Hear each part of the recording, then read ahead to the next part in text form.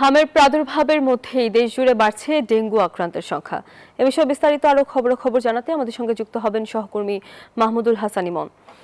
ইমন, আমাদেরকে জানাবেন যে ডেঙ্গুর প্রকোপ বৃদ্ধির কারণ হিসেবে চিকিৎসকরা কি বলছেন?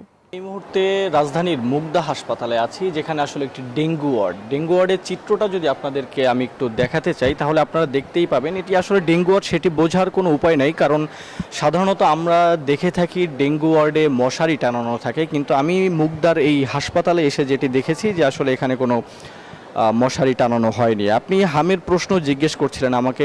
হামের যে বিষয়টি চিকিৎসকদের সাথে আমাদের কথা হয়েছে, বিশেষজ্ঞদের সাথেও আমাদের কথা হয়েছে। যেহেতু মৃত্যু ঠেকানো যাচ্ছে না হামে আক্রান্ত, তবে চিকিৎসকরা যেটি বলছেন যে অধিকাংশ শিশুরই একাধিক স্বাস্থ্য সমস্যা হয় যখন এই হাম আক্রান্ত হয়, কারণ তাদের রোগ প্রতিরোধ ক্ষমতা আগে থেকেই কম থাকে, ফলে হামে আক্রান্ত হওয়ার পর তাদের অবস্থার দ্রুত অবনতি হয়। আর এই দ্রুত অবনতি যাদের হয় তাদের কি আসলে তাদেরই প্রাণহানি ঘটে এবং তাদেরকে সেখান থেকে ফিরিয়ে আনাটাও কঠিন।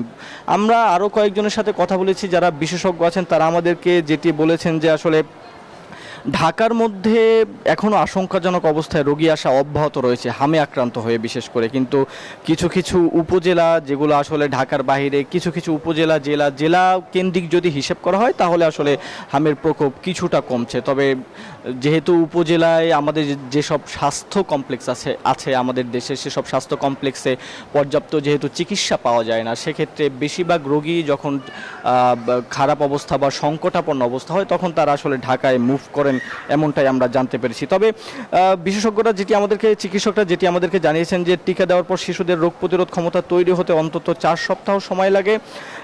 এই সব বিষয় হিসাব করে আসলে মে মাস অথবা জুনের শুরুর দিকে,